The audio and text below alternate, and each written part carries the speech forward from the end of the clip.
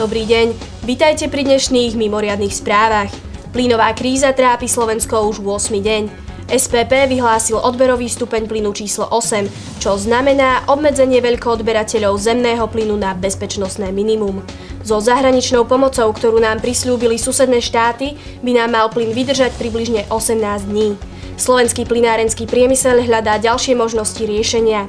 V najbližšej dobe reálne hrozí vyhlásenie 9. stupňa. Najvážnejšia situácia je momentálne na východe Slovenska. Pred 8 dňami Rusko úplne zastavilo dodávky zemného plynu do Európy. V krajinách, ktoré zostali bez zásob, má nedostatok zemného plynu za následok odstavenie vykurovania domácností a značné prehlbenie už existujúcej ekonomickej krízy. Súčasná kríza s plynom vlastne ukazuje to, že suroviny sa stávajú čoraz mocnejšou politickou zbraňou a zrejme budú v boji alebo v medzinárodnom politickom boji suroviny ako zbraň používané čoraz ťažšie aj v budúcnosti.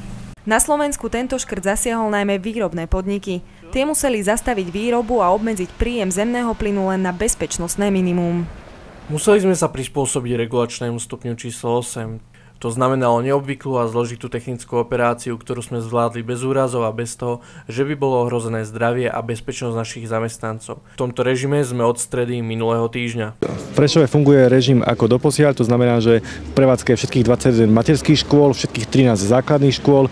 Za predpokladu, ak by si to situácia vyžiadala, sme operatívne pripravení riešiť tento problém napríklad aj tým, že budeme presúvať ľudí z domov dôchodcov práve medzi tie domovy dôchodcov, ktoré sú odkázané od iných zdrojov vykurovania, ako je zemný plyn. Prešovská univerzita doposiaľ zníženie dodávky plynu nepocítila.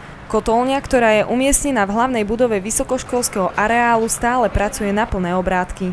Dnešný deň prebieha vykurovanie na Prešovskej univerzite bez obmedzujúcich opatrení, čiže podľa vykurovacej krivky číslo 1. V prípade, že by sa táto kríza s plynom ďalej prehlbovala, podľa zmluvne dohodnutých podmienok môže dojsť k vyhláseniu vykurovacej krivky číslo 2, kde je obmedzený odber zemného plynu na 90%. Pri obmedzení na 80% odberu zemného plynu nie sme schopní vytvoriť v budovách Prešovskej univerzity štandardnú tepelnú pohodu. Obmedzenie kúrenia reálne nehrozí v najbližších 18 dňoch. Ministerstvo hospodárstva dnes informovalo, že SPP s pomocou zahraničných plynárenských spoločností dokáže Slovensko zásobovať do konca januára. Pre Mediálku TV Dana Strculová. Ďakujeme za pozornosť. O ďalšom vývoji situácie vás budeme informovať. Dovidenia.